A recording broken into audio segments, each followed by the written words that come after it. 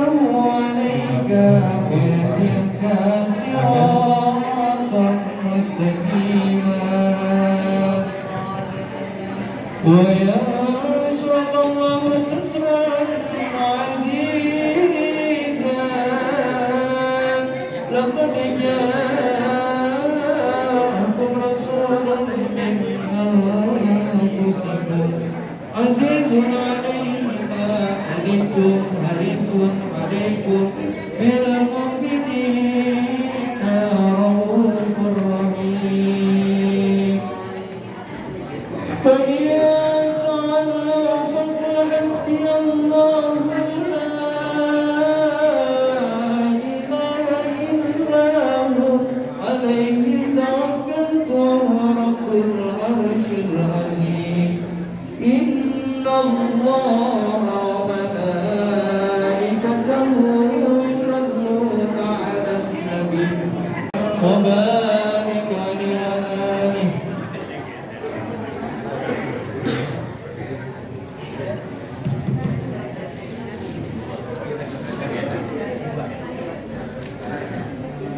اللهم صل وسلم وبارك بسط يده بسطة رحيم المواهب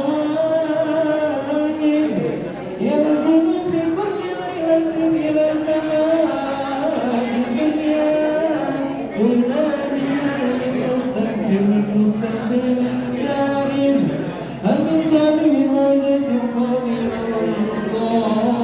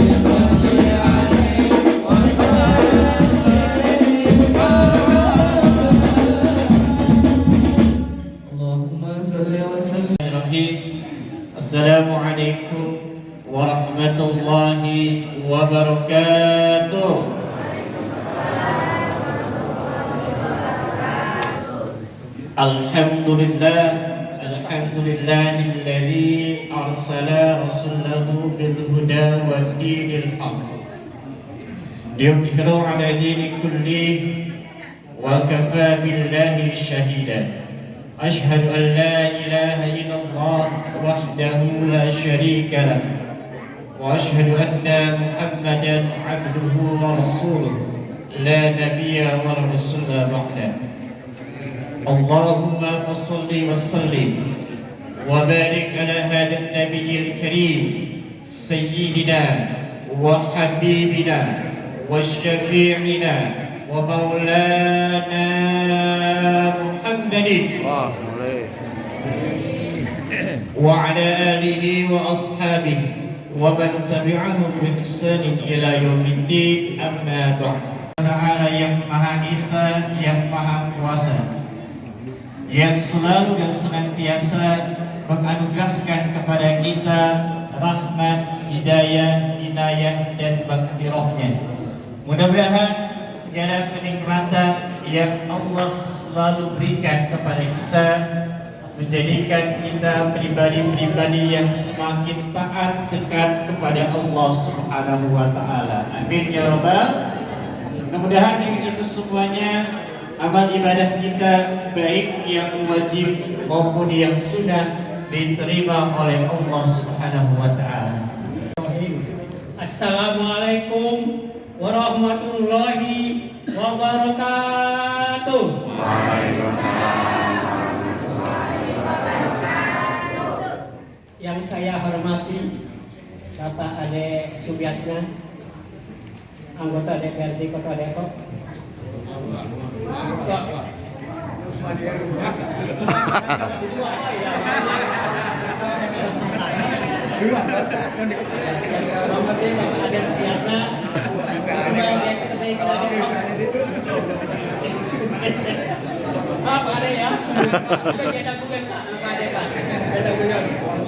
Yang saya hormati Bapak Ketua DMI, Bapak Haji C.C. Sekumin ST.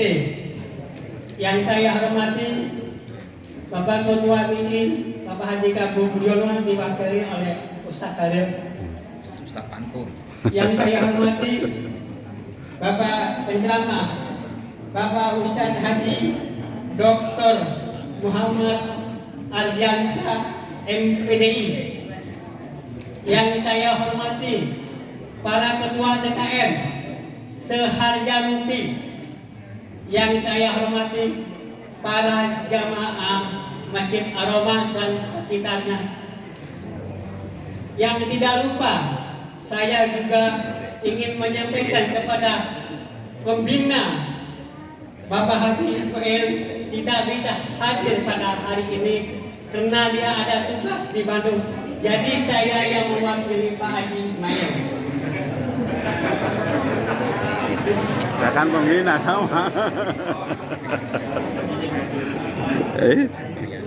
Tinggal diwakili enggak? Bismillahirrahmanirrahim. Sama jabatannya. Wassalamualaikum ala asyrafil anbiya wal mursalin sayyidina Muhammadin wa ala alihi washabbihi ajmain. Pertama-tama marilah kita panjatkan puji dan syukur kehadiran Allah Subhanahu wa taala yang mana pada pagi hari ini kita bisa berkumpul di sini di Masjid Ar-Rahmah dengan izin Allah datang ke sini. Tanpa izin dari Allah, ibu-ibu, bapak-bapak tidak bisa hadir di sini. Contohnya yang mana sehat tidak bisa hadir pada pagi hari ini. Kenapa dia tidak bisa hadir? Karena tidak dapat dari izin sama Allah. Yang di sini yang hadir mudah-mudahan masuk ke dalam surga. Amin. Di sini juga saya ingin menyampaikan salam salawat kepada seluruh kita. Nabi Muhammad SAW, pemimpin revolusi Islam. Muhammad itu pemimpin revolusi Islam. Tanpa Muhammad kita di sini tidak bisa ada di dalam masjid karena kita masih jahiliyah. Disinilah kita mencontoh sifat-sifat Nabi Muhammad dengan kejujurannya dia. Muhammad itu sangat jujur orangnya, dengan dia etikanya sangat baik, dengan kemasyarakatnya sangat baik, dengan ukhuwah Islam baik. Di sini saya ingin menyampaikan kenapa kelahiran Nabi Muhammad. Muhammad itu semenjak lahir tidak bisa baca buta huruf Nabi Muhammad itu tidak, dengan mengatakan ikro. Kenapa di sini umat yang ada seluruh dunia mengagungkan Nabi Muhammad, profesor, dokter, semuanya mengambil gali-gali ilmu dari Muhammad, karena Muhammad itu diutus sama Allah dengan kita mengikuti ajaran-ajarannya dengan baik. Kita yang umat Islam, ingatlah kita di sini akan mati pada hari ini. Semuanya Allah yang menentukan. Muhammad itu sifatnya dengan baik sekali, dengan tidak ada kata-kata yang berkata bohong. Dia jujur orangnya, tidak pernah berkata bohong. Dengan istiqomah, dengan amanah Nabi Muhammad. Mungkin pada pagi hari ini akan diuraikan oleh Bapak Ustadz Dr. Haji Muhammad Adiansa. Apa saja itu kelahiran Nabi Muhammad dengan tema yang akan disampaikan. Di sini juga kami ada anggota DPRD. Saya sedang membangun masjid. Ketua DPRD saya, ketua DPRD ada. Di sini masih kita sedang membangun. Mudah-mudahan pada pagi hari ini Bapak ada mendengar pembangunan Masjid Ar-Rahman yang belum selesai. Kita ada 3 tahap. Tahap pertama sudah selesai, tahap kedua selesai, 3 tahap ketiganya kita lari ke atas. Tolong Pak Ade diperhatikan Masjid Ar-Rahman sebagai ketua DPRD. Dia memegang anggaran. Dia memegang anggaran, Pak. Kita tak dapat dia. Habis Masjid Ar-Rahman lebih bagus daripada masjid yang lain. Yang ada yang dia bertinggal di RSU dan sekitarnya. Pak Ade, tolong Pak Ade ya, tolong diperhatikan kita. Saya nih, bapak-bapak ibu ini tidak nyaman nih duduknya nih, bersirahnya tidak nyaman. Karena mohon maaf, saya sebagai pengurus Masjid Ar-Rahman dengan tidak kenyamanan pada pagi hari ini, dengan kesusahan duduknya, kelihatannya kita posisinya tidak nyaman lah kita. Mungkin kami akhiri dari kita. Pertama kali saya mengucapkan terima kasih kepada donatur RW 10 dan sekitarnya yang telah menyumbangkan. Kita di sini persiapan hanya 1 minggu, 7 hari dengan terlaksana dengan baik. Semuanya ini atas izin Allah. Dengan 1 minggu bisa terlaksana. Baru pertama kali di sini diadakan Maulid Nabi. Kenapa kita mengadakan Maulid Nabi? Kita harus mengingat sejarah kelahiran Nabi Muhammad supaya umat Islam itu jangan terpecah-pecah. Mari kita bersatu mendukung Palestina kita. Jangan berkoyak-koyak nih. Jangan umat Islam berkoyak-koyak, kita bersatu nih. Ya. Saya akhiri mungkin sambutan saya singkat ini. Terima kasih. Wassalamualaikum warahmatullahi wabarakatuh. Waalaikumsalam warahmatullahi wabarakatuh. Diaturkan terima kasih kepada Bapak Sugiro SAP yang tadi mewakilkan. Assalamualaikum warahmatullahi wabarakatuh. Waalaikumsalam warahmatullahi wabarakatuh. Alhamdulillahirabbil alamin. Alladzi arsala rasulahu bil huda wa dinil haq liyudhhirahu 'ala dini kullihi wa kafa billahi shahida. Allahumma shalli wa sallim ala sayyidina Muhammad wa ala alihi wa sahbihi wa man tabi'ahum bi ihsan ila yaumil din. Amma ba'd. Faqala Allah Ta'ala fi kitabil karim wa a'udzu minasyaitonir rajim. Laqad ja'akum rasulun min anfusikum azizun 'alaihi ma 'anittum harisun 'alaikum bil mu'minina ra'ufur rahim. Shadaqallahul azim. Yang kita hormati bersama tuan rumah, Sahibul Hajat, Ketua DKM Masjid Aroma Bapak Haji Ridwan Edi, kemudian para pembina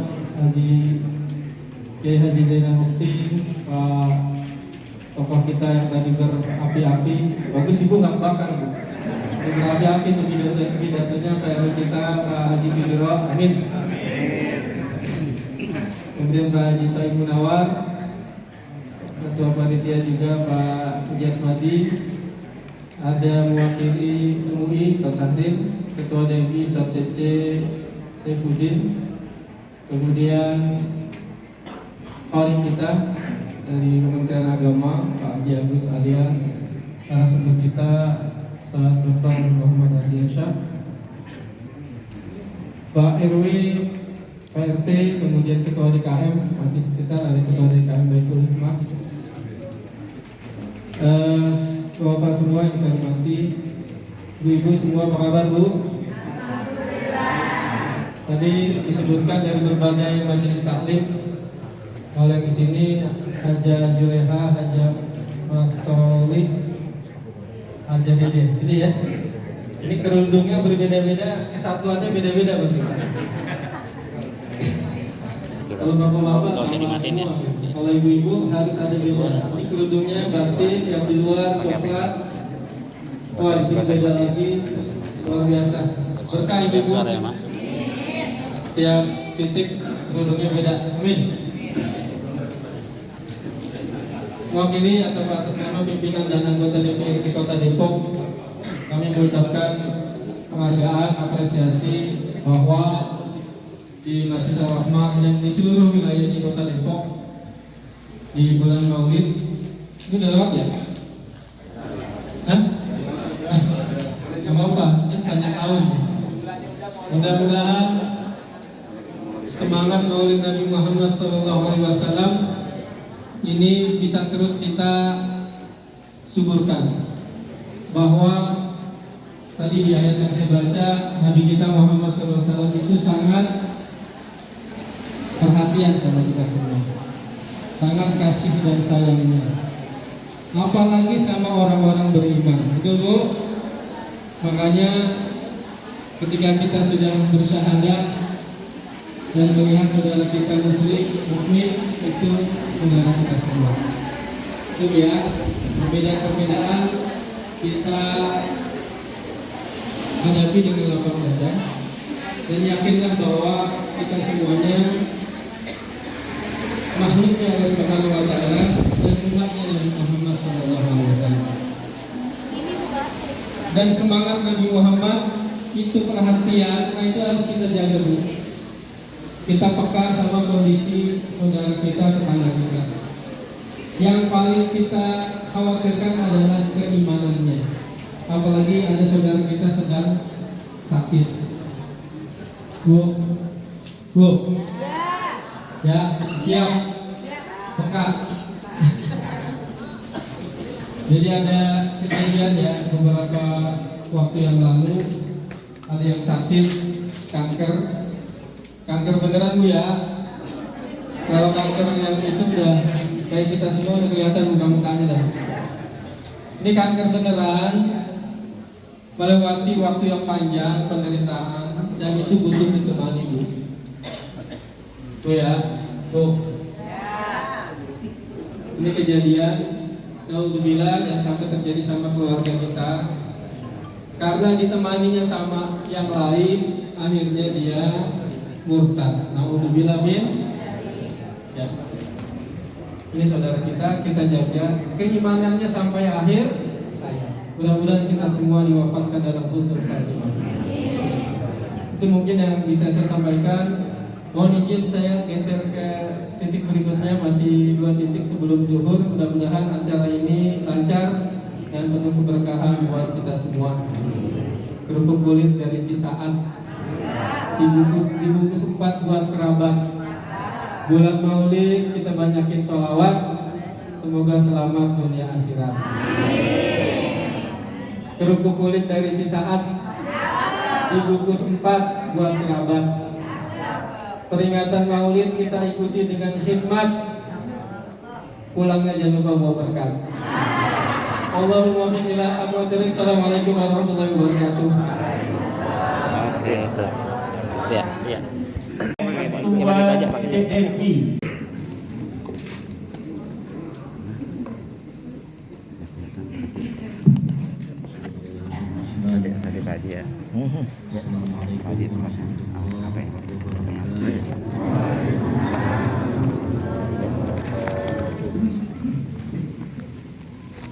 Nanti mohon izin setelah kami membacakan suci Al-Quran, kami sudah menyampaikan kepada Ketua DKM agar anda kami melihat salah kepada semua.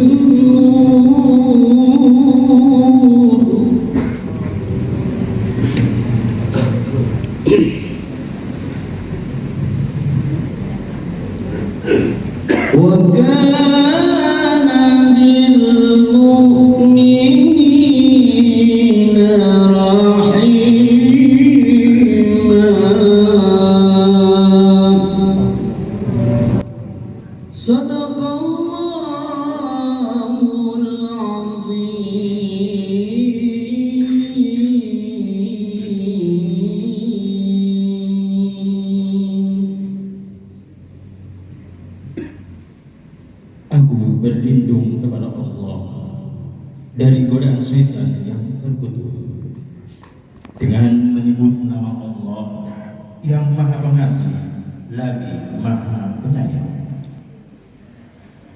Muhammad itu bukanlah bapa dari seseorang di antara kamu, tetapi dia adalah utusan Allah dan penutup para nabi, dan Allah Maha mengetahui segala sesuatu.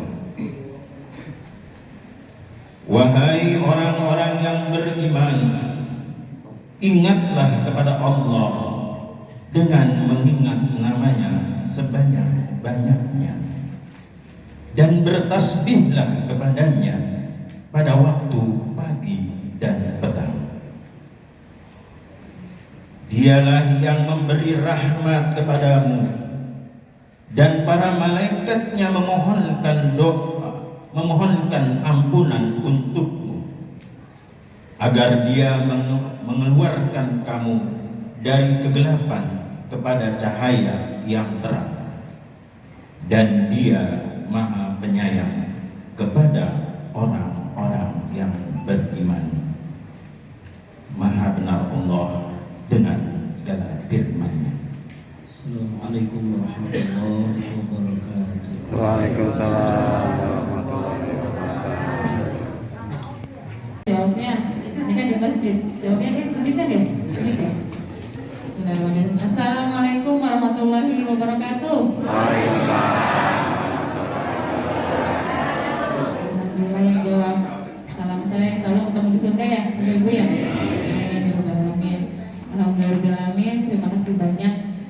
Saya setelah diundang di Masjid Ar-Rahman di RW 10, yang dimana juga saya tetangganya di Komplek Depan ini. Mohon izin Pak, perkenalkan nama saya Tina Kusumasari. Alhamdulillah tanggal 15 kemarin saya diamanahkan sama Pak Wali untuk menjadi lurah di Harjamukti, dan kedaluarnya juga saya tinggal di Harjamukti. Bapak Ibu semua, saya di perumahan Kelurahan Cibubur Indah di bawah. Memang itu cita-cita saya dari dulu, kerja dekat rumah gitu. Kalau ijabah alhamdulillah gitu ya. Semua karena kebaikan Allah, makanya saya ada di sini juga ketemu Bapak Ibu semua. Nah, tak lupa saya ucapkan yang terhormat, mudah-mudahan PKK nggak salah. Ini kepada siapa aja nih? Belum ada itu saya. Teksnya siapa di undangannya, siapa aja?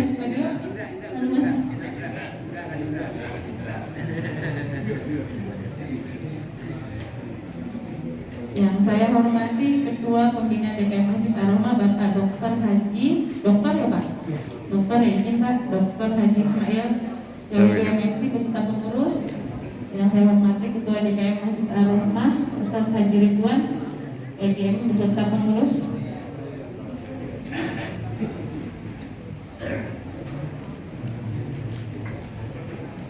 Pada narasumber Bapak Muhammad Ardiansah MPD, Ketua MUI Harjamukti yang diwakili oleh Ustaz Safri, Cinta. Ketua DMI Harjamukti Bapak Haji Cecep, izin. Ustaz Haji Zainal Lutfi, izin ya Bapak. Saya sebenarnya kayak enak kalau berdiri Pak, di sini saya duduk aja ya. Untuk ini.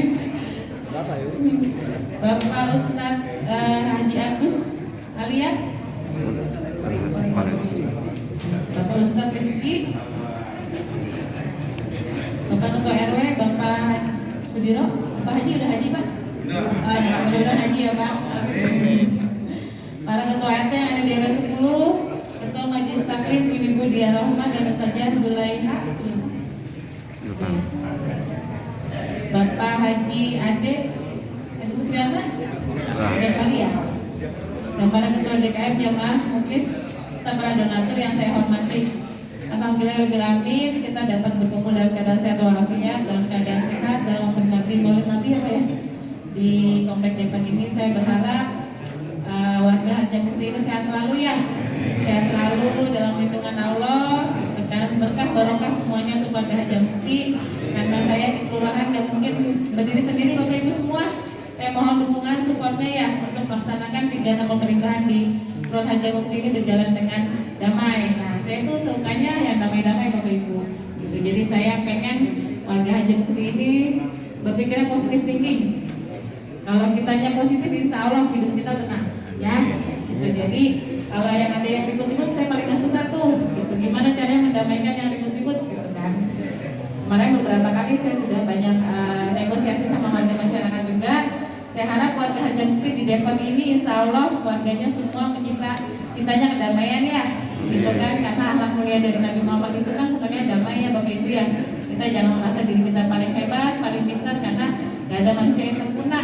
Yang saya tahu kita ini semua makhluk yang banyak dosanya, gitu ya. Jadi kalau saya berharap apabila saya juga banyak kekurangan silahkan koreksi saya. Saya sifatnya terbuka karena memang saya tidak sempurna ya.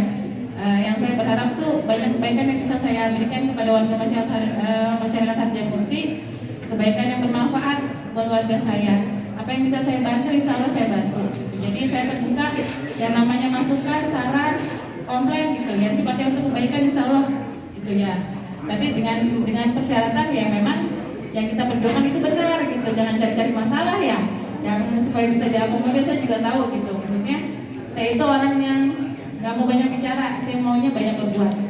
Jadi apa yang bisa saya perbuat untuk masyarakat Harjamukti, insya Allah saya maksimalkan. Gitu. Karena alhamdulillah juga rumah saya dekat di sini. Kalau saya bisa, yang mau 3 minggu ini saya alhamdulillah pulangnya sampai jam 11 malam gitu ya. Karena memang ada kebutuhan warga yang mengundang saya. Insya Allah saya diberikan kesehatan, bisa akomodir warganya, gitu. Apa yang bisa saya bantu karena memang kami di pemerintah ini harus bisa membuat warganya bahagia. Itu misinya Pak Wali Kota tahun 5 tahun ke depan gitu. Gimana caranya kami sektor paling bawah di pemerintahan ini bisa mengakomodir kebutuhan warga masyarakatnya. Gitu ya. Mohon izin mungkin tidak banyak yang bisa saya sampaikan. Saya mohon doanya juga hari ini perwakilan Harjamukti itu ada Dede Enzo sama Silvi akan mewakili adu ajang kreativitas remaja. Mudah-mudahan masuk grand final ya, mohon doanya biar Harjamukti bisa menang ya Bapak Ibu semua. Nanti habis ini saya mau langsung ke kantor wali kota untuk kasih support. Jadi saya yakin Bapak Ibu semua adalah orang-orang yang dicintai sama Allah, yang kalau doa itu langsung diijabah sama Allah. Sekian dari saya, mohon maaf apabila ada kekurangan. Terima kasih, wassalamualaikum warahmatullahi wabarakatuh. Baik, diaturkan terima kasih kepada Bapak Haji Soib Munawar untuk berkenan memberikan tulisannya. Untuk dokumentasi sudah siap. Baik. Kita akan memberikan kepada, dipersilakan kepada Ketua DKM untuk memberikan kepada Ananda Raja.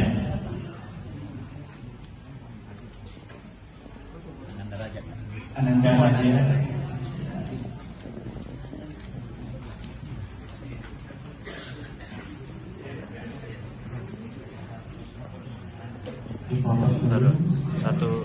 Satu, dua. Dan kami mohon kepada yang mewakili MUI Ustaz Zahri untuk memberikan kepada Ananda Rifki. Ananda Rifki.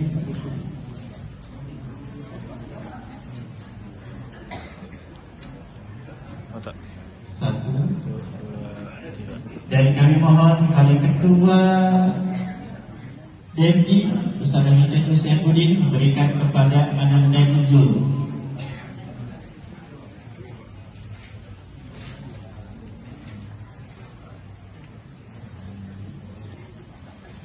Satu, dua, tiga. Kepada Bapak Sunilo mohon kami untuk memberikan kepada Indra.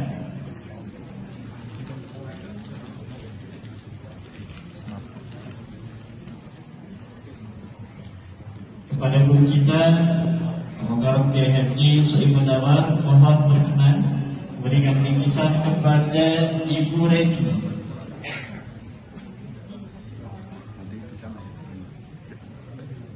Ya, sebelum kembali ke tempat duduk, mohon berkenan kepada para tokoh yang disebutkan diberikan bingkisan untuk berkenan berfoto bersama dengan perwakilan Ibu Abbas.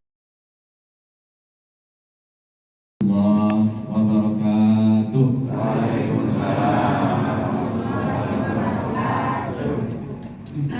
Bismillah, alhamdulillah, wassalatu wassalamu ala rasulillah Sayyidina Muhammad bin Abdullah wa ala alihi wa sahbihi wa man wala, la hawla wa la quwwata illa billah, amma ba'd.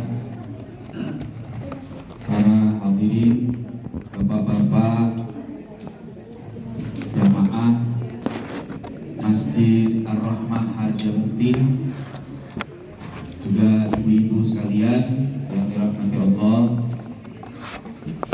dan semua hadirin, bapak-bapak, tokoh, para kiai, para ustadz yang dari tadi namanya udah disebut satu-satu, saya nggak ulangin lagi karena sama juga kan. Kalau saya ulangin lagi ntar waktunya habis, cuma 50 menit buat nyebutin nama doang, zohor lah. Ya, tanpa mengurangi rasa hormat saya kepada semua yang tadi disampaikan disebut namanya, baik yang hadir maupun yang sudah pulang. Ya, mudah-mudahan pagi hari ini kita kumpul di Masjid Ar-Rahmah, nanti kita kumpul di surga. Bapak Ibu sekalian yang dirahmati Allah, saya dirinya di sini dekat bapak-bapak, dekat ibu-ibu saya agak ngeri. Saya takutnya kalau dekat ibu-ibu melihat saya nggak bisa tidur. Grogi, benar. Atau saya ini takutnya nggak bisa tidur. Ibu-ibu yang di luar kelihatan beneran, tapi di luar nggak ada slide-nya. Saya nggak ada ya. Oke, jadi saya emang sebenarnya bukan tukang ceramah, tapi dipaksa, ya udahlah. Namanya diundang, tamu ya. Saya kan tamu di sini sama kayak bapak nih. Kalau kata guru saya dulu, al-dhaif kal mayyit. Tamu tuh kayak mayit. Jadi kalau kita bertamu diundang, pasang diri kita kayak mayit. Kan kalau mayit gitu Pak, ya. Dimandiin, diem. Dikafanin, disolatin, dikuburin, diem. Coba kalau dimandiin dia goyang-goyang, nah kabur. Pokoknya begitu. Saya juga pasang diri saya kayak mayit deh. Suruh datang, ya datang. Suruh duduk depan, ya duduk depan. Suruh ngomong sekarang, ya ngomong. Ntar pulang dikasih berkat, ambil. Itu saya mah pokoknya gampang aja. Ya. Dikasih amplop, bawa. Nggak dikasih, minta ampun. Misalnya minta ampun sama Allah, ya Allah dosa saya apa sih gitu. Canda Pak ya. Bapak Ibu sekalian yang dirahmati Allah, nih saya diminta temanya dari panitia. Saya sesuaikan sedikit. Saya karena bukan tukang ceramah kayak di TV atau di mana, biasa ngajar di pesantren sama di kampus ya. Di sini kalau ada Ustadz Ugi rutin ya ngajar di sini ya. Ustadz Ugi Soeharto tuh, Profesor Ugi Soeharto, beliau guru saya. Beliau pada berhalangan, jadi minta saya menggantikan beliau di sini. Ya, kalau saya ngaji dengan beliau tiap malam Jumat. Ya. Nah, kita akan bicara tentang Maulid Nabi. Tema besar yang saya sampaikan Maulid Nabi Muhammad, lahirnya budaya ilmu dan peradaban. Ya. Seperti apa? Oke, kita lihat. Slide berikutnya boleh di kalian nggak kelihatan di depan, nggak apa-apa, nanti di share ya, boleh. Nah ini simple dulu ya. Pertama kita mulai dari tempat lahir Nabi Muhammad. Kalau yang di sini kelihatan ini, kalau dulu gambaran ilustrasinya Nabi Muhammad lahir tuh di daerah Mekah yang tandus. Ya. Tandus, kalau di Quran Allah gambarkan tuh Mekah fi wadin ghairi dzi zar'in. Ketika Nabi Ibrahim ya naruh Ismail dan Hajar istrinya itu di Mekah, itu disebut fi wadin ghairi dzi zar'in. Di satu lembah yang enggak ada tanaman. Ya, jangankan Indomaret, ya, jangankan Alfamaret, ya enggak ada. Tanaman aja enggak ada, tapi hidup. Ya, dulu begini, zaman Nabi Muhammad juga gitu Mas. Kalau sekarang sih di Mekah enak apa enggak? Enak. Yang belum pernah ke Mekah saya doain pada ke Mekah. Yang belum haji mudah-mudahan haji. Yang belum umroh juga umroh. Saya ini jujur aja kadang-kadang suka malu. Tadi saya disebut berapa kali haji, saya belum haji. Ya, saya kasih tahu aja. Kadang-kadang ada yang sama saya KH, kiai haji. Saya bilang jangan berat. Saya belum jadi kiai, belum juga haji. Jadi KH apa Ustaz? Kepengen haji. Ya, gitu aja deh. Mudah-mudahan pada berangkat semua ya. Nah, jadi kalau sekarang sih di Mekah enak. Ya, Bapak Ibu kalau udah pernah ke Mekah enak. Ya. Ada suasananya udah beda daripada dulu. Nah, kemudian kalau kita ke Mekah, itu ada satu bangunan yang sekarang jadi perpustakaan.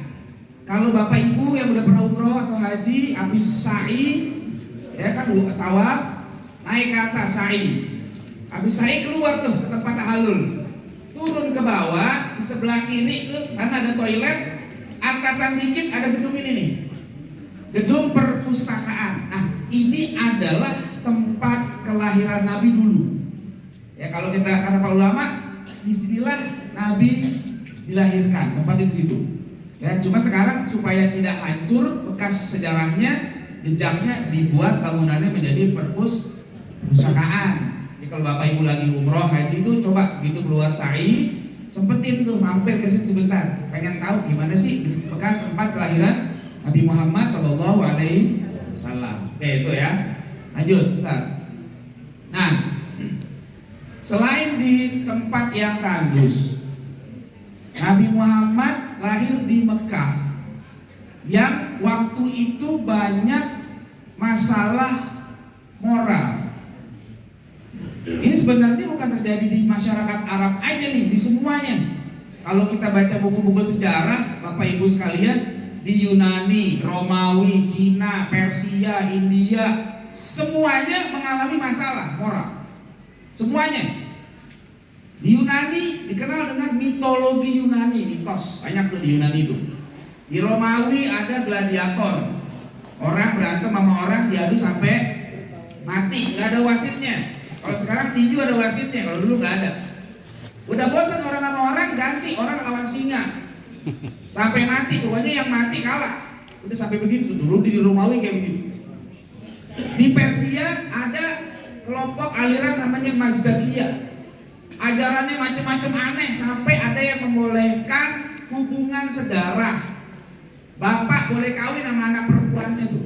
Di Persia dulu begitu.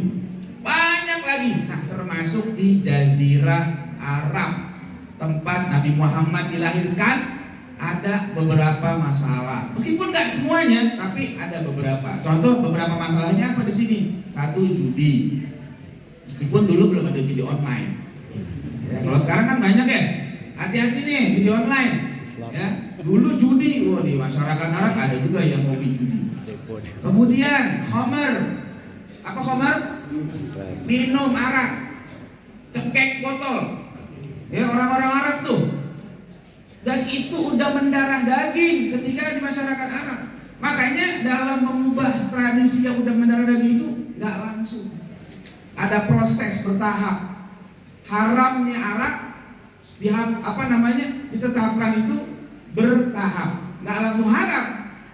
Ya, sekali turun ayat masih belum haram, 2 kali masih belum, nanti baru pas ketiga baru tuh haram. Ya, ada caranya lah nanti itu di pengajian tuh udah dibahasnya tuh. Kalau di sini nanti habis waktunya tuh. Ya. 3, ada perzinahan. Ya. Wah, macam-macam tuh perzinahan di masyarakat Arab ketika itu. Ada laki-laki banyak, perempuannya 1. Ya, 1 perempuan yang menggaulinya banyak. Nanti begitu udah hamil dipanggil semua yang menggauli itu. Ini lu kumpul semua nih, yang naruh saham semuanya. Begitu lahir, lihat tuh anak udah lahir nih. Jadi anak siapa yang dilihat? Wah, hidungnya sih mirip lu nih, lu kayak bapaknya. Begitu. Perilakunya nggak benar. Ada orang perempuan nikah sama laki-laki pengen dapet anak hebat. Ya, ngapain?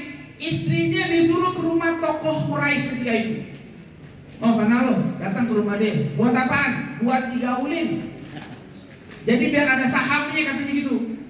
Ntar kalau udah ada tanda-tanda kehamilan baru balik lagi. Dia berharap anaknya jadi hebat seperti tokoh jahiliyah itu. Begitu, perempuan dulu nggak ada harganya itu pada zaman jahiliyah. Ya. Terus ada wa'dul banat namanya.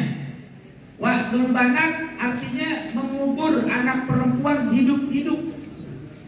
Tuh di zaman jahiliyah, nggak semua sih. Kalau semuanya nggak ada yang lahir lagi dong. Ya. Sebagian suku kabilah begitu. Di Quran Allah ceritakan tuh, wa idza busyira ahaduhum bil untha dhalla wajhuhu muswaddan wa huwa kadhib. Kalau dikasih tahu anaknya lahir perempuan, langsung tuh bapak mukanya merah, nahan marah. Pagi lahir, malam udah nggak ada, dikubur hidup-hidup. Kejam apa enggak? Kejam apa enggak? Kejam. Tapi perempuan doang, bayi perempuan doang, bayi laki enggak. Kalau di zaman Nabi Musa yang dibunuh bayi laki atau perempuan? Bayi laki-laki, karena Firaun mimpi takut kerajaannya dihabisi oleh seorang laki-laki, makanya anak laki dibunuh, lahir laki bunuh. Zaman Firaun. Sekarang jahiliyah modern, yang dibunuh laki apa perempuan? Laki perempuan, belum lahir udah dibunuh.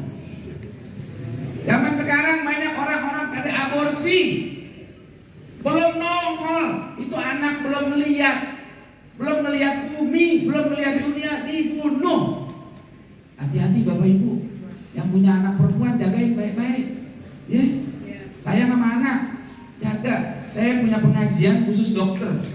Semalam saya ngajar dokter, ada berapa lumayan lah, ada 10 lebih deh tuh. Dokter-dokter ngaji tiap malam Sabtu. Banyak beberapa dokter kandungan ikut ngaji sama saya. Cerita pengalaman tuh. Dokter kandungan bilang apa? Itu tiap bulan suka ada nih pasien yang datang minta digugurin kandungannya. Anak perempuan umur 16 tahun minta diaborsi. Yantri nama emaknya, dok tolong dok anak saya hamil. Masih SMA kelas 1 minta diaborsi. Ngeri gak tuh? Masih SMA. Ditanya, nak siapa yang ngambilin kamu? Pacar saya bu dokter. Umur berapa? 14 tahun. Anak 14 tahun bisa menghamili anak umur 16 tahun. Itu bukan cuma satu, banyak. Hati-hati. Udah berzina mau bunuh, dosanya tambah banyak tuh. Ya, ini kalau terjadi ini kita lebih berat daripada fenomena jahiliyah dulu. Kalau jahiliyah dulu dikasih kesempatan lahir dulu tuh anak, ngeliat dulu dunia sebentar. Sekarang belum lahir udah dibunuh. Nauzubillah min dzalik. Ya, itu berat. Hati-hati. Makanya Bapak Ibu yang punya anak, baik laki perempuan, tolong jagain. Ya, jangan sembarangan pergaulannya dia, jangan sampai nyesel. Ntar main ke sono kemari, pulang malam. Akhirnya begitu pulang, wah udah bentuknya beda. Ya, badannya 2. Katanya yang ngambilin pergi, jadi es cendol nggak pakai kelapa, perutnya berjendol kagak ada bapak. Cakep. Itu kalau pantun begitu, tapi itu bukan pantun ya. Jangan bapak-bapak, ibu-ibu ya punya anak jangan sampai ada yang kayak begitu. Ya, naudzubillah. Kalau ada perzinahan, kampung kena getahnya, kena sialnya tuh. 40 rumah depan belakang kiri kanan kena sial nih. Maka hati-hati jangan sampai kayak begitu. Jadi zaman dulu nih ada tradisi wa'dul banat, perempuan dibunuh. Kenapa alasannya perempuan dibunuh? Karena ada masalah juga, mereka orang-orang Arab biasa perang. Ya, antar suku kabilah Arab tuh suka perang. Jadi kata mereka, kalau punya anak perempuan kagak ada gunanya. Diajak perang kagak bisa, diajak kerja lemah, nyusahin doang hidup, matiin, begitu. Ya, nah kalau kita begitu pikirnya kan bingung. Nah kalau perempuan pada mati, kagak ada orang nantinya. Tapi namanya jahiliyah nggak mikir ke situ. Orang Arab itu perkara kecil aja dulu ya bisa berantem. Makanya mereka nggak bangga kalau punya anak apa? Perempuan. Bangga punya anak laki. Kalau punya anak laki, masya Allah, girangnya minta ampun. Nah termasuk terkait dengan kelahiran Nabi Muhammad SAW. Waktu Nabi Muhammad dilahirkan, Abu Lahab lagi nongkrong tuh. Kalau kata kita di warkop kali ya, atau di mana gitu, nongkrong pokoknya sama teman-temannya itu warkop gitu ya. Dikabarin, keponakan udah lahir. Iya, laki perempuan, laki, langsung gila banget ya. Yang ngabarin itu budaknya tuh, langsung karena kamu ngasih kabar gembira, kamu saya merdekain. Saking girangnya punya keponakan, bagaimana anak itu? Ponakan lahir langsung budaknya dimerdekain, bebas. Nah, gara-gara itu Abu Lahab tiap hari Senin siksaannya diringanin di neraka. Tiap hari Senin nih, karena minggu Sabtu ya. Minggu, besok Senin, Abu Lahab ada keringanan tuh nanti azabnya. Dari kubunya keluar air. Bisa disep-disep neraka. Gara-gara girang sekali dengan kelahiran Nabi Muhammad Sallallahu Alaihi Wasallam. Gimana kita ya? Yang selalu girang dengan Nabi Muhammad, yang selalu ngaji tentang Nabi Muhammad, yang ngikutin jalan Nabi Muhammad, yang ngikutin akhlak Nabi Muhammad. Mudah-mudahan kita kumpul di surga. Itu sekali girangnya itu. Abu Lahab itu sekali dapat dispensasi kayak begitu. Itu diriwayatkan oleh para ulama. Imam Bukhari menyebutkan, ulama-ulama hadis menyebutkan, sampai seorang imam hadis Al-Hafidz Ad-Dimashqi bikin syair. Tapi bukan dalam bahasa aja bukti, bahasa Arab. Ya, pakai bahasa aja bukti, ada cakepnya. Bahasa Arab jadi nggak ada cakepnya. Idza kana hadza kafiran ja'a dhammuhu bitabbat yadahu fil jahim mukhallada ata annahu fi yawmil itsnain da'ima yukhaffafu anhu lisururi bi ahmada. Fama dhannu bil abdi alladhi kana umruhu bi ahmada masruran wa mata wahida. Kalau bahasa Arab itu cakep. Kata Imam Al-Hafidz Ad-Dimashqi apa? Idza kana hadza kafiran ja'a dhammuhu. Kalau orang kafir yang udah dicela langsung sama Allah, Abu Lahab, apa celaannya? Turun surat Tabbat yada Abi Lahab wa tab. Itu ayat turun sebelum Abu Lahab meninggal. Orangnya belum meninggal, SK nerakanya udah turun. Ngeri itu. Ya kan? Belum meninggal langsung Tabbat yada. Wa qur'atu dua tuh. Istri juga. Wa qur'atu hammalatal hatab. Istrinya juga tuh. Ya, hammalatal hatab, pembawa kayu bakar. Maksudnya bukan bawa kayu bakar, provokator. Kalau kata sekarang, kesono bakar orang supaya benci Nabi Muhammad, kesini ngompor-ngomporin orang biar benci sama Nabi Muhammad. Jadi dua-duanya sebelum meninggal udah divonis neraka. Sehidup semati seneraka. Mau? Jangan. Tuh, ngeri. Bitabbat yadahu fil jahimi mukhallada. Datang ayat tabbat yada Abi Lahab wa tab yang menjelaskan dia selama-lamanya di neraka. Ata annahu fi yaumil itsnain da'ima. Ada hadis. Ya, yang apa? Menjelaskan tiap hari Senin yukhaffafu anhu lisururi bi ahmada. Diringanin azabnya gara-gara apa? Girang dengan kelahiran Nabi Muhammad sallallahu alaihi wasallam. Fa'adhannu bil 'abdi alladhi kana umruhu. Apalagi orang-orang yang sepanjang hidupnya bi ahmada masruran wa mata wahida. Irang didengar nama Nabi, dibikin maulidnya, ada pengajiannya tentang Nabi Muhammad, dikenalin sirahnya, akhlaknya dan sebagainya, sampai mati bawa iman, sampai mati dalam berkana bertauhid. Oh, itu bukan cuma diringanin, ke surga reuni bareng Nabi insyaallah. Ya. Nah, jamaah sekalian, Bapak Ibu, di tengah kondisi yang biadab, ya, lihat aja tuh, ada judi, homer, zina, membunuh bayi perempuan hidup-hidup, perang dan sebagainya. Tiba-tiba Nabi Muhammad diutus di situ. Ya, dan ayat yang pertama turun bunyinya apa? Iqra. Iqra bismi rabbikal ladzi khalaq. Khalaqal insana min 'alaq. Iqra wa rabbukal akram. Alladzi 'allama bil qalam. 'Allamal insana ma lam ya'lam. Ini unik ini. Masyarakat Arab tadi disebut masyarakat Arab, masyarakat yang ummi. Ya, masyarakat yang ummi yang enggak biasa baca tulis bukan cuma Nabi Muhammad. Masyarakat Arab memang enggak biasa baca tulis. Orang Arab makanya hafalannya kuat. Karena jarang nulis baca. Ya. Tapi begitu turun perintah suruh baca. Ini kan unik nih. Kok suruh baca? Masyarakat yang nggak doyan baca disuruh baca. Maksudnya apa?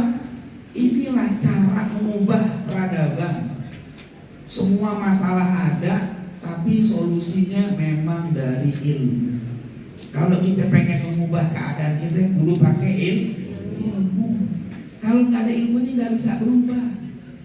Kalau seandainya ada orang bilang sekarang kita banyak hadapin masalah, ekonomi kita bermasalah, ya politik kita bermasalah, sosial kita bermasalah, ya dan lain-lain banyak, betul. Tapi sumbernya karena masalah ilmu. Kalau ilmunya rusak, itu efeknya ke semuanya tuh. Tapi kalau ilmunya diperbaiki, nanti lama-lama bisa memperbaiki yang lain. Nanti ekonominya jadi baik. Kenapa? Karena orang-orang belajar ilmunya benar, jadi ekonom yang baik.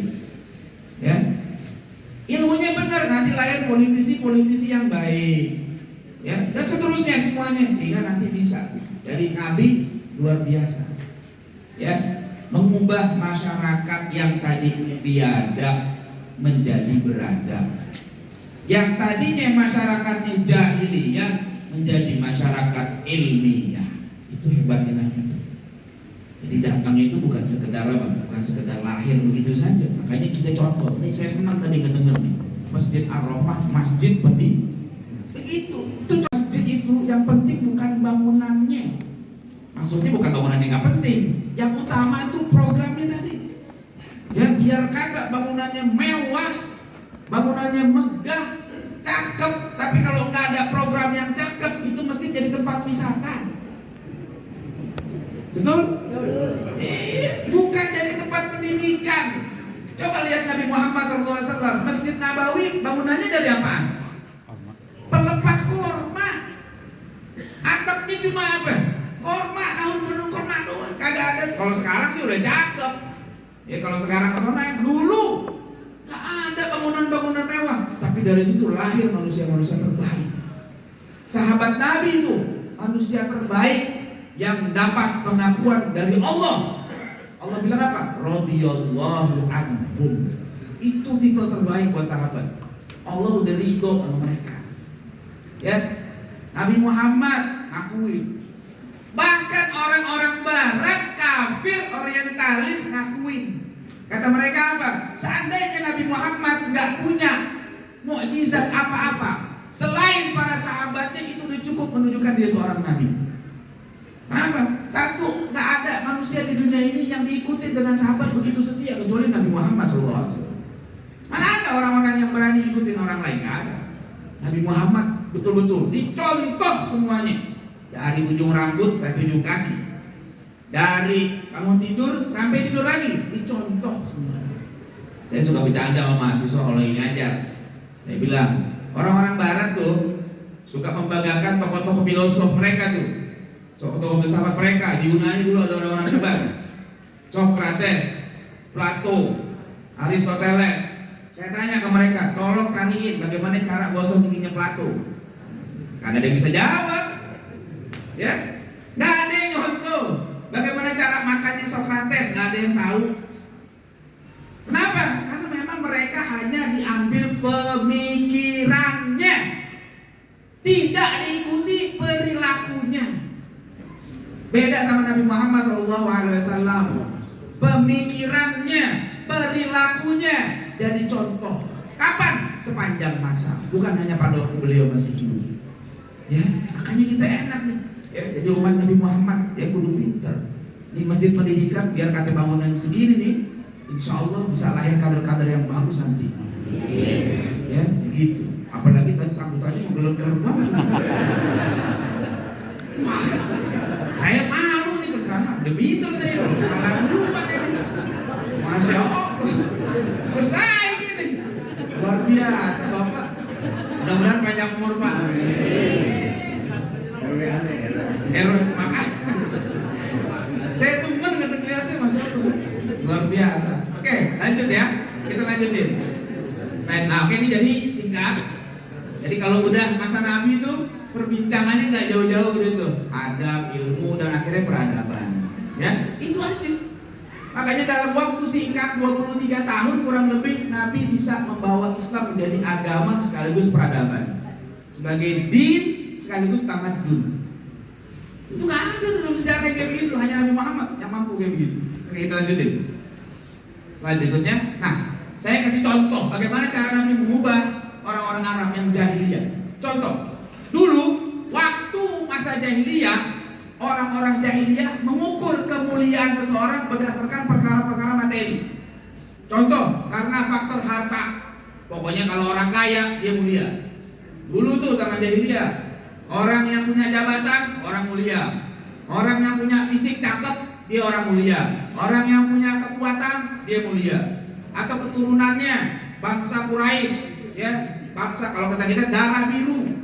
Ya, banyak makan spiritus kali itu. Ya. Dianggapnya mulia tuh orang-orang dulu begitu. Makanya orang-orang kayak Abu Lahab, Abu Jahal disebut rajulun karim. Orang yang mulia. Kenapa? Dia punya duit, dia punya jabatan, keturunannya keturunan bangsawan, orang mulia. Itu versi jahiliyah. Begitu Nabi Muhammad diutus, diubah mindset itu. Turun ayat, inna akramakum indallahi atqakum. Yang paling mulia itu bukan yang paling kaya. Yang paling mulia itu bukan yang paling banyak jabatannya. Yang paling mulia itu bukan yang paling cakep, paling ganteng, bukan. Bukan yang paling kuat, tapi yang paling takwa. Berubah cara pandang. Kenapa?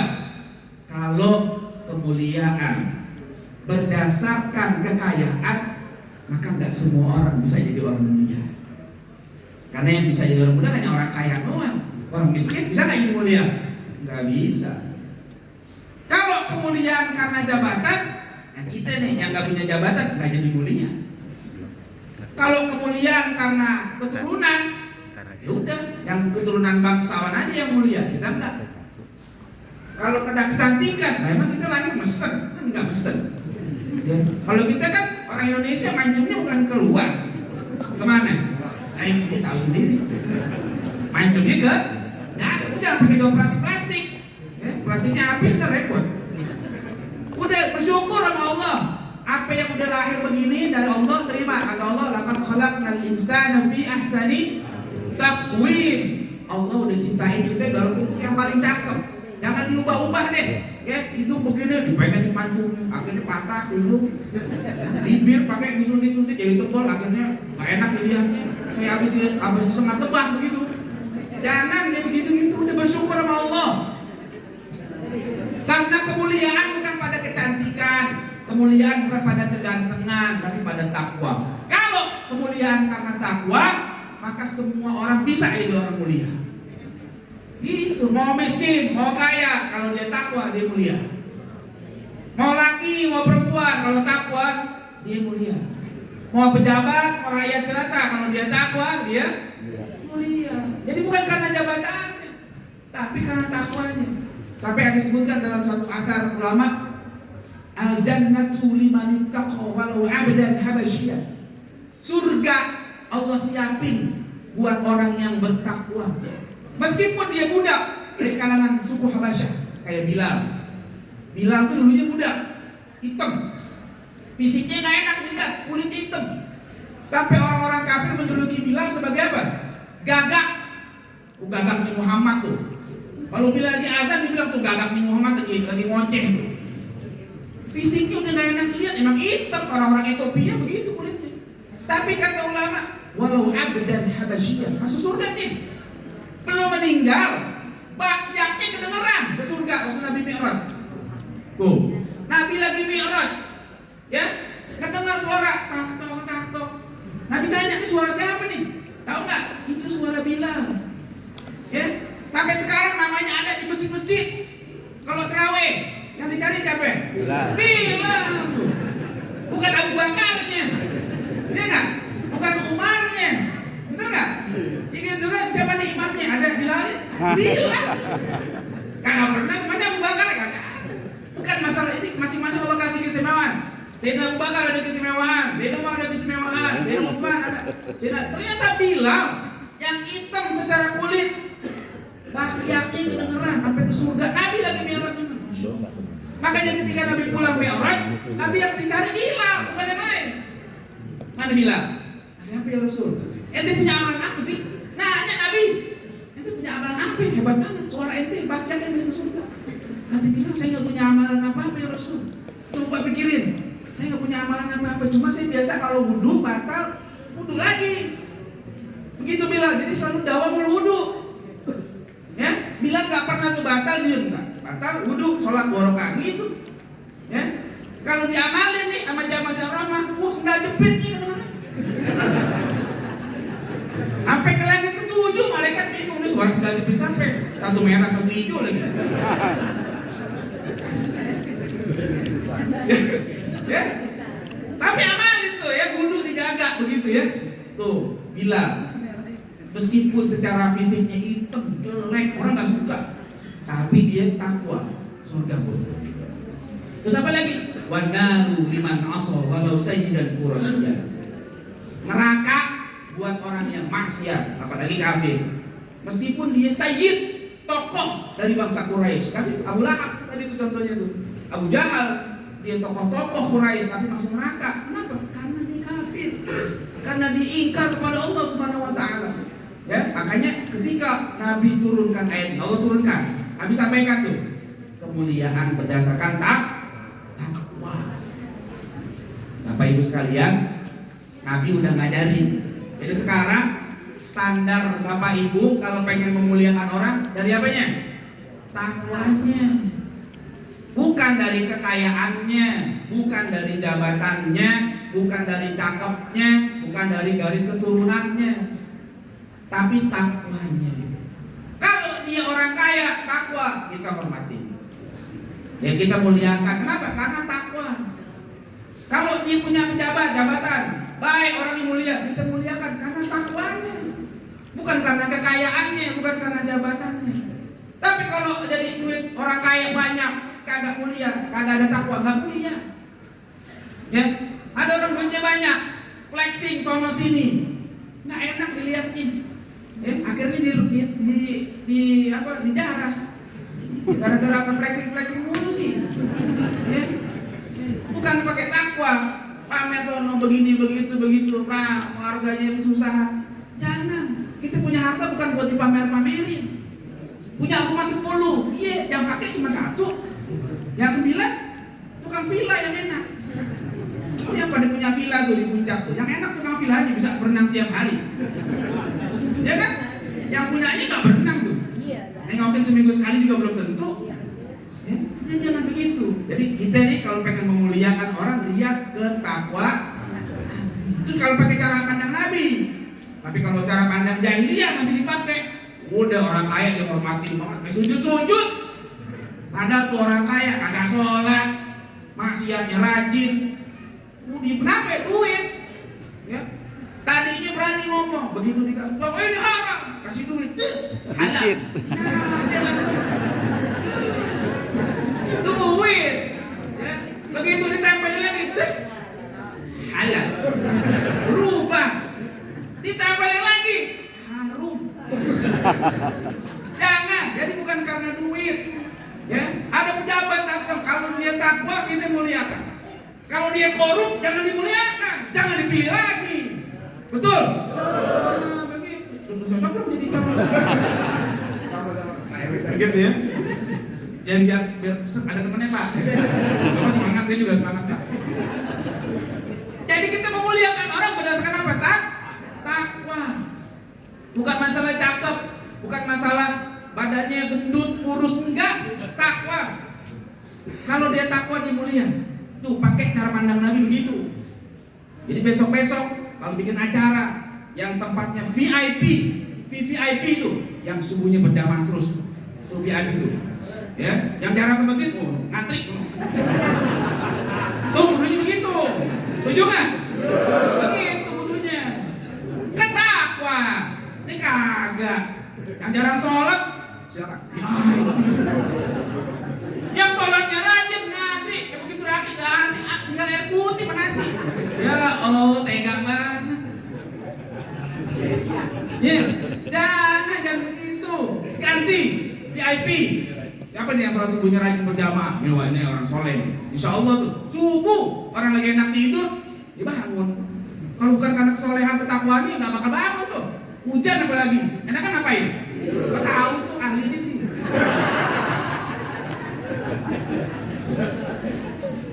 Nah, kita lanjutin.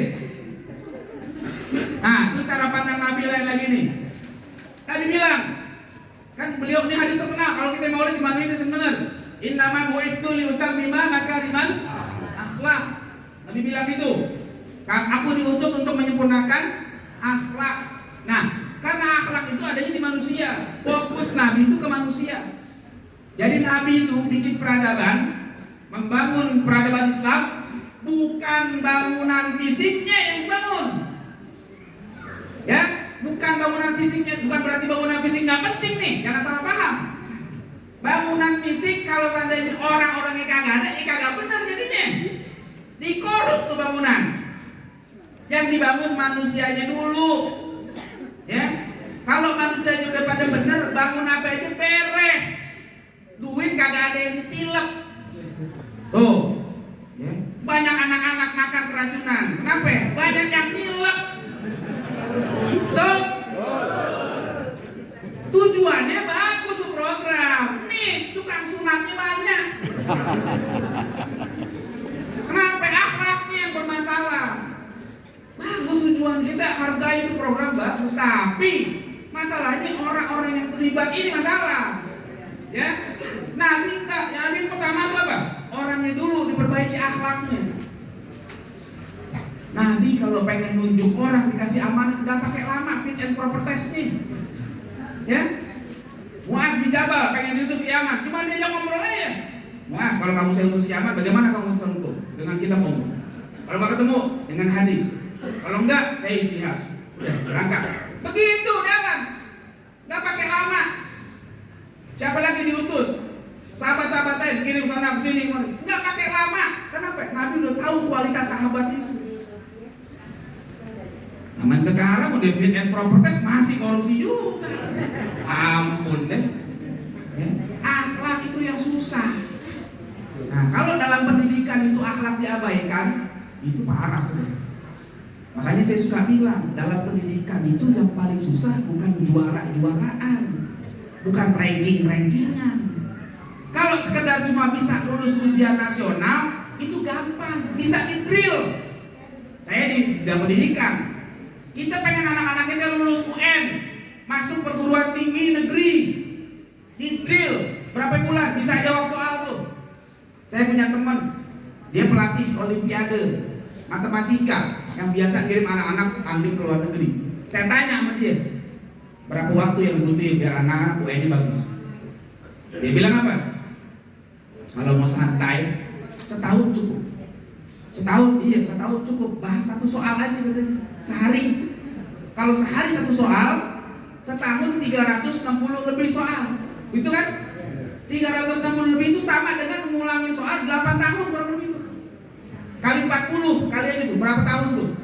Artinya kan soal-soal ujian itu kan cuma berulang-ulang aja, ganti angka doang.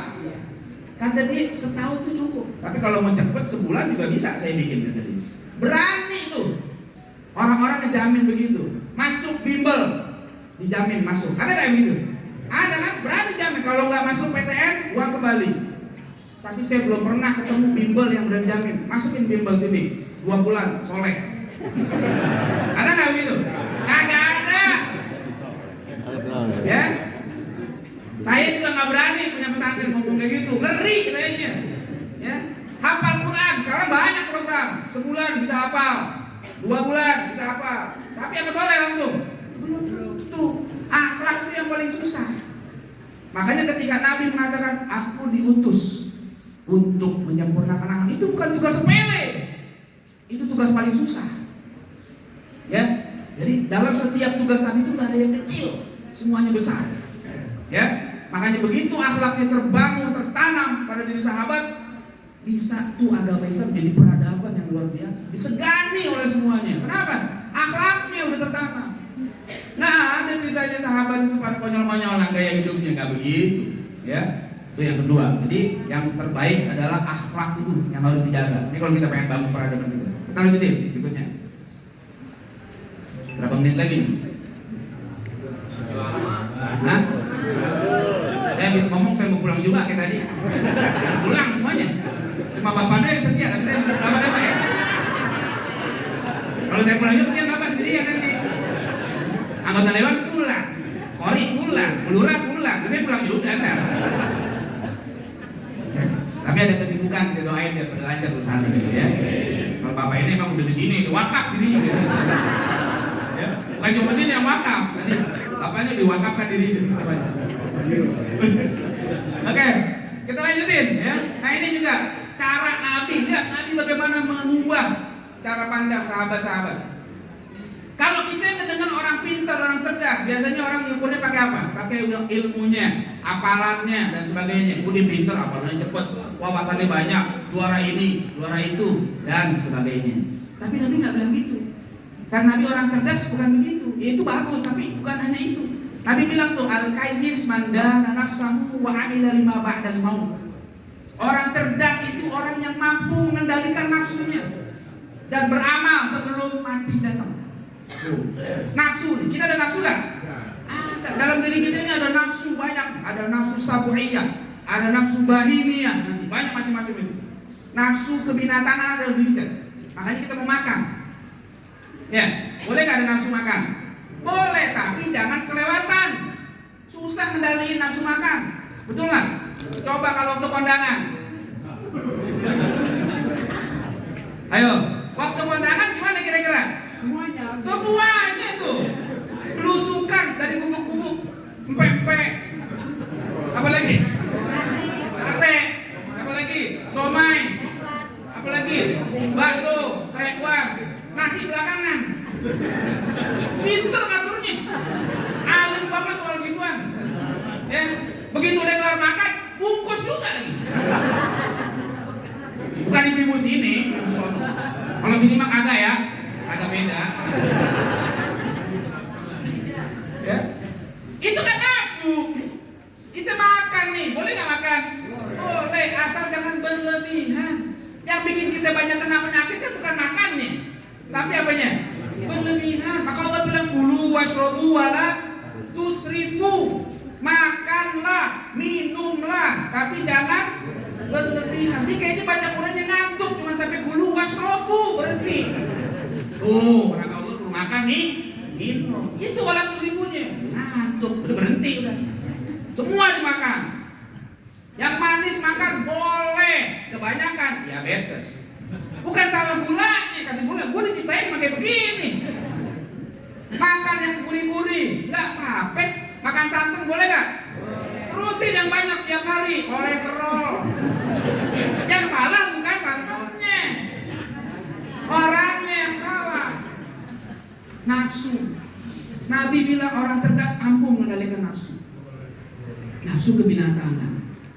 Ya, makan, minum, syahwat, seksual. Manusia punya syahwat seksual, boleh apa enggak? Boleh. Kalau nggak ada syahwat seksual, kagak ada yang mau nikah. Habis nih generasi. Bapak Ibu, di Jepang hari ini mereka udah kebingungan, kehilangan generasi berikutnya. Banyak sekolah tutup. Kenapa? Nggak ada anak yang didaftarin. Udah nggak ada yang lahir. Kalau kata orang-orang intelek, bonus demografinya berkurang.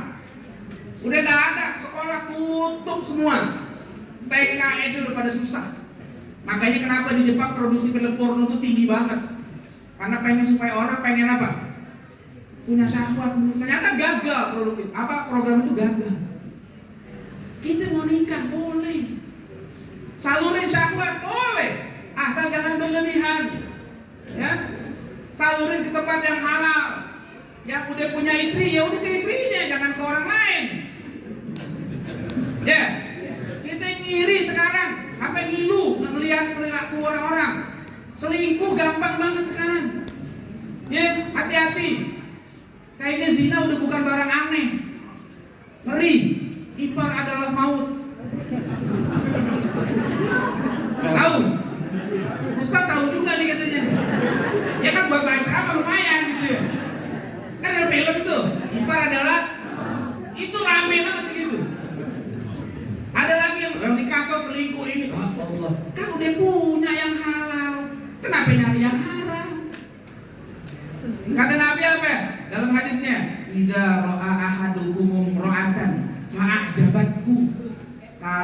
lihat nih, bapak-bapak khususnya nih, ngelihat perempuan lain, fa'ajabatku, lalu tertarik hatinya, cakep banget tuh. Apa? Falyarji ila ahli, pulang temuin bini kono. Ini kagak diintilin, diikuti, ditanya nomor handphone nih, kejadian. Pulang ke rumah, temuin bini, bini lagi masak, suruh berhenti. Apain lo? Gue lagi masak nih, berhenti dulu. Ada apaan sih? Ada urusan. Apa sih gitu Pak? Udah, bukan sebentar. Ini tamu, udah matiin sebentar kompornya. Ini urusan kagak bisa ditunda ini. Ntar gimana kok masakan? Udah sebentar, urusan sebentar doang. Kita juga, ya bapak-bapak tahu lah. Berapa lama sih ngomong aja kayaknya kayak pakai obat apa? Tetap aja segitu-gitu juga. Udah, pulang. Dia ketemuin bininya tuh. Ya, udah salurin syahwatnya. Halal apa enggak? Dapat pahala apa enggak? Dapat pahala. Begitu itu selamat, rumah tangga selamat. Falyarji ila ahli, kata Nabi, pulang temuin bini. Kenapa? Fa inna ma'aha mithla ladzi ma'aha. Karena yang ada di perempuan tadi, di bini ente juga ada. Ente suka apa sih? Pipinya, pipi bini ente pegang. Ya, pegang pipi bini boleh apa enggak? Boleh. Ente suka apa lagi? Mampir pantatnya Ustaz, kayak kucing cendol. Kata orang Betawi dulu gitu. Bini ente juga bisa. Tapi yang di rumah beda, ente modalin kagak? Betul Bu? Pengen bini cakep dimodalin kagak? Bini bau bawang. Ya, kalau pengen bini cakep modalin.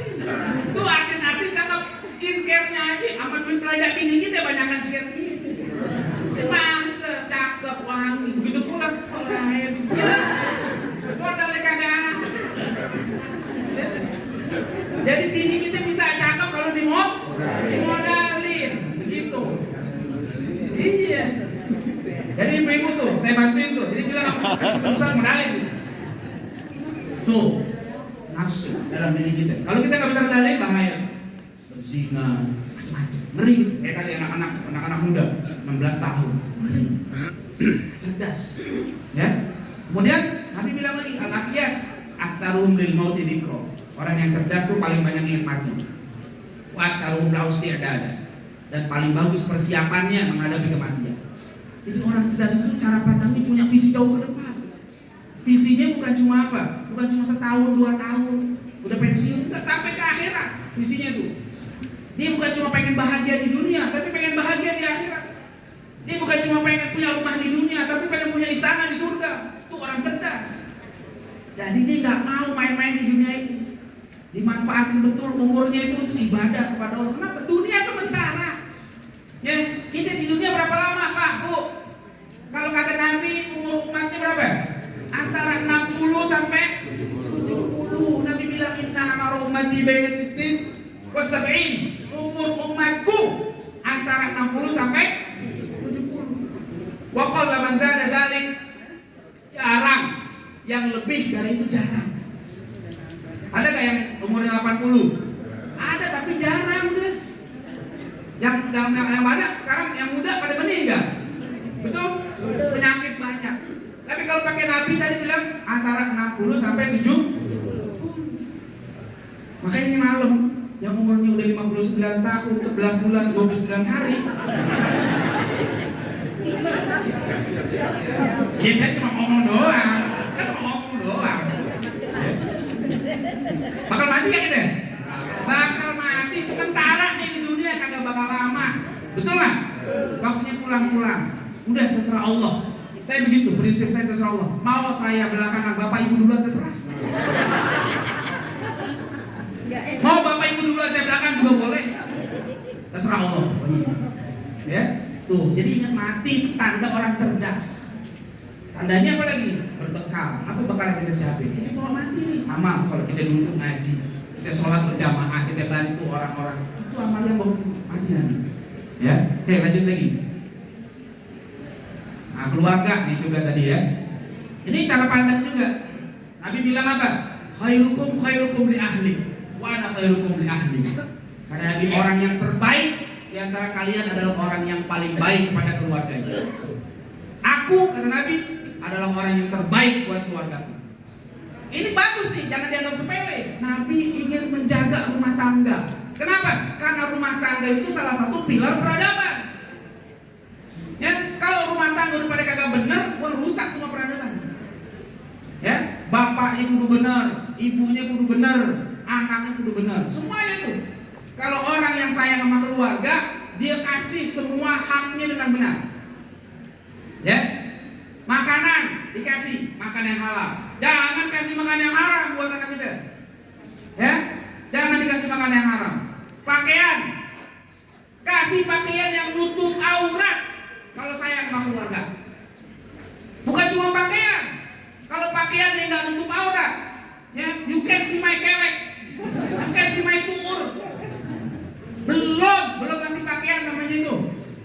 Sayang sama anak, sayang sama bini, pakein pakaian yang menutup aurat. Emang nggak boleh Ustaz kalau pakai baju seksi? Boleh, tapi di kamar. Jangan belanja ke pasar. Pantesan bawa pulang belanjaan banyak banget. Salah pakai bajunya. Pakai baju seksi boleh, tapi di kamar sama laki sendiri boleh tuh. Ya, jangan biar sama laki rapat banget kayak lemper. Giliran keluar ngablak-ngablaknya. Jangan. Anak kita juga yang lagi perempuan tutup aurat itu kalau saya keluarga. Kenapa? Ya karena tadi kalau nggak dijaga rusak. Kan kita sayang kan sama keluarga kita. Kadang-kadang orang pintar ngomong zaman sekarang. Anaknya nggak dijaga, pergaulan kagak dijaga, pakaian kagak dijaga. Ternyata anaknya tadi hamil duluan, es cendol kagak pakai kelapa tadi ya. Begitu ditanya kenapa, ya maklum deh namanya kecelakaan. Gitu jawabnya. Sampai dibikin singkatan MBA, married by accident, menikah gara-gara kecelakaan. Kalau saya bilang itu bukan kecelakaan, itu bunuh diri namanya. Kalau kecelakaan itu dia nih orang jalan misalnya, di jalan udah benar, di pinggir, di trotoar udah benar, udah pelan-pelan, udah hati-hati, tiba-tiba di jalan ada mobil terbalik, ya, oleng, nabrak, dia kena timpa, itu kecelakaan. Dia udah jaga diri baik. Nah kalau dia rebahan di tengah jalan kelindes, namanya apa? Bunuh diri, bukan kecelakaan.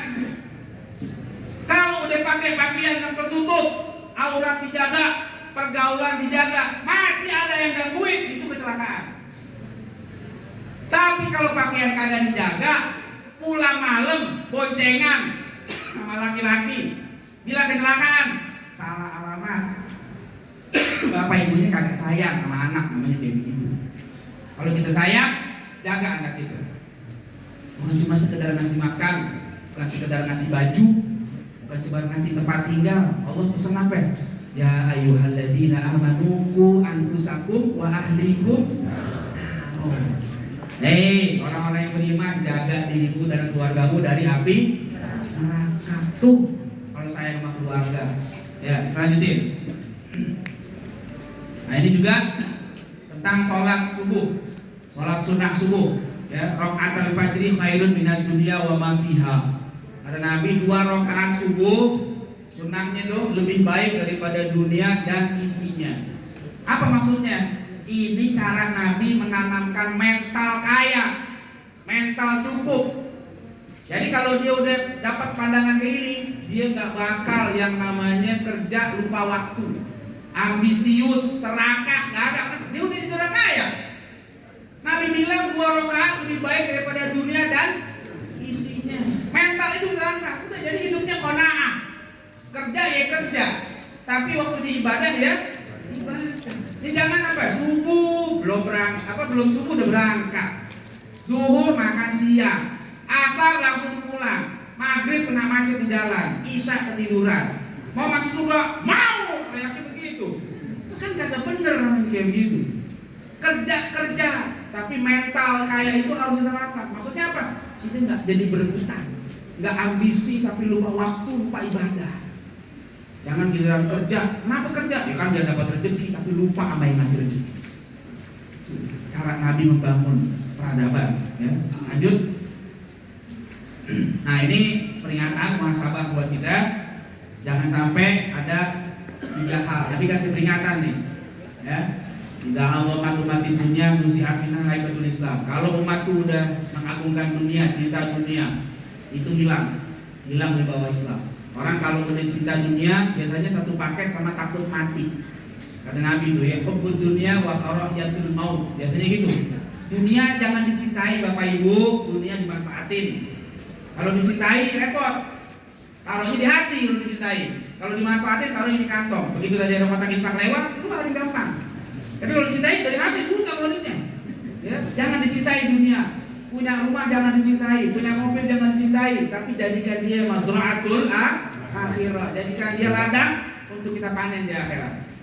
Ya, kedua, jangan sampai tarokatul amr bil ma'ruf wan nahyi 'anil munkar. Jangan sampai meninggalkan amar ma'ruf nahi munkar. Jangan sampai bersikap individualisme. Ya, nggak mau lagi saling menasehati, nggak mau lagi saling mengingatkan. Jangan, bodo amat ah, dia gue. Jangan begitu. Kalau udah mulai pada nggak mau saling mengingatkan, udah tinggal tunggu kehancurannya. Ya, kita perlu saling mengingatkan. Ya, orang jadi imam diajar tiap hari kita sholat berjamaah tuh. Kalau imam lupa ingetin apa kagak? Ingetin. Ya, imam salah, tegur. Subhanallah. Begitu. Jangan imam salah. Aku kagak enak temen. Udah begitu. Imamnya salah dijarin aja salah kita semua kagak sah sholatnya. Jadi ketika salah ingetin dengan cara yang baik. Jangan dibiarin. Ada orang yang berbuat baik kita ajak. Yuk, yang belum ngaji kita ajak ngaji. Yuk, belum sholat, ayo ajak sholat. Yang ada maksiat kita suruh tinggalin pelan-pelan, caranya dengan baik. Nah itu aktif kayak begitu ya. Kemudian kita tersahabat umat isafatan min ainillah. Kalau kita saling pecah belah, saling caci maki, saling celak, jatuh dari pandangan Allah. Allah nggak kasih pertolongan. Saya pesan Bapak Ibu, ada masalah di masyarakat, jangan sering berantem. Ada perbedaan amalia, jangan berantem. Ya, dia saudara kita, amalnya beda, udah biarin. Ya, jangan gara-gara satu kagak kunut berantem. Lu kunut bid'ah, katanya kagak kunut. Katanya kunut, lu aja kagak hafal. Berantem aja. Akhirnya kata yang nggak sholat, mendingan kita yang berantem damai. Kagak sholat subuh. Kan Paul kayak begitu. Jangan berantem masalah-masalah kayak begitu. Ya. Tahiyat ada yang begini, ada yang diem, ya. Biarin. Masing-masing ada dalilnya. Kalau ngaji ketemu, yang diem sekali, ada yang begini, nggak apa-apa. Asal jangan begini. Kalau ketemu sholat begini, itu udah bukan khilafiyah namanya. Ya, jadi jangan berantem di masyarakat. Udah dibangun. Kalau kita berantem, kapan mau bangun? Ya, kata ulama kapan bangunan akan bisa tumbuh, bahkan bisa terbangun kalau tangan kanan membangun, tangan kiri merobohkan. Nah bisa. Jangan dijadwal berantemnya. Muharram berantem tahun baru Hijriah. Safar berantem. Ada hari apa gitu? Hari Rabiul Awal berantem Maulid Nabi. Sampai Ramadan masih berantem bacaan doa puasa. Tarawihnya yang 8-20. Ada yang 8, yang bener 8, 20 enggak. Ada yang 20, yang 8 malas. Terus aja. Nah bener. Sampai kapan kita mau kayak begini? Jangan. Ya, beda tuh biasa. Dari dulu tuh biasa. Dari zaman Nabi udah ada perbedaan, enggak masalah. Nabi ngebangun di atas itu semua, enggak ada masalah. Ya. Baik, lanjut terakhir. Yang peradaban yang dibangun Rasul itu setidaknya ada 2. Konsep tauhid sama adab jangan dilupain. Kenapa? Karena tauhid yang menyatukan kita semua. Kita ini beda-beda banyak. Beda daerah, ya kan? Beda doyannya beda nih. Ya enggak? Banyak doyannya macam-macam, beda-beda kan? Enggak sama kan? Yang satu tim mas makan bubur diaduk. Yang sini tidak diaduk misalnya. Nah, enggak usah berantem. Kalau diaduk jijik begitu. Lu enggak diaduk enggak enak. Gitu. Biarin aja. Ya kan? Enggak ada urusan. Mau beda-beda, kulitnya beda, ada yang hitam, ada yang putih, ada yang coklat, ada yang oranye dan sebagainya. Macam-macam. Yang rambutnya keriting, yang rambutnya lurus, sampai enggak punya rambut, beda-beda. Tapi tauhid menyatukan kita. Ya Tuhan kita sama Allah, Nabi kita sama Nabi Muhammad. Begitu. Saudara kita di Palestina, kenal nggak? Punya hubungan saudara nggak? tapi kita tolongin. Kenapa? Ada tauhid. Kan kita nggak perlu nanya kalau mau ngebantu. Ini orang Palestina sholat dulu tapi kagak. Nggak benar kalau kayak begitu. Mau bantu Palestina tak dulu tak jatuh nanti mau lihat tapi kagak. Begitu. Jangan. Kita disatukan sama Allah dengan tauhid. Kemudian ada adab. Adab itu untuk meletakkan perbedaan sesuai dengan tempat. Kalau yang harus toleran, toleran. Kayak tadi tuh perbedaan toleran deh. Yang kunut nggak kunut, udah jangan berantem deh. Ya. Yang terawih 8-20 jangan berantem. Ya, yang mau maulid nggak mau maulid itu jangan berantem. Sama-sama cinta Nabi, cuma caranya aja beda gitu, nggak masalah. Tapi ada perbedaan memang yang harus kita benar tegas. Misalnya ada yang ngaku Nabi, nah itu beda tuh urusannya tuh. Ya, saya nggak percaya Nabi Muhammad, saya nabinya sendiri. Lain nggak ada tuh setelah Nabi Muhammad dan dari Nabi yang lain. Ya, kalau dia ngaku ada Nabi lagi setelah Nabi Muhammad itu sesat, itu masalah. Ya, makanya kayak gitu memang nggak boleh dibiarkan, harus dihentikan. Kasih laporan kepada yang berwajib supaya jangan ada penistaan agama. Itu begitu sekarang. Nah, mudah-mudahan dengan kayak begitu agama kita ini bukan sekedar agama saja, tapi juga jadi peradaban yang tinggi. Salah satunya terbangun lewat Masjid Al-Haram. Itu aja. 50 menit pas. Kalau kurang, kalau kelebihan balikin aja. Assalamualaikum warahmatullahi wabarakatuh. Waalaikumsalam warahmatullahi wabarakatuh. Jazakumullahu khairan kepada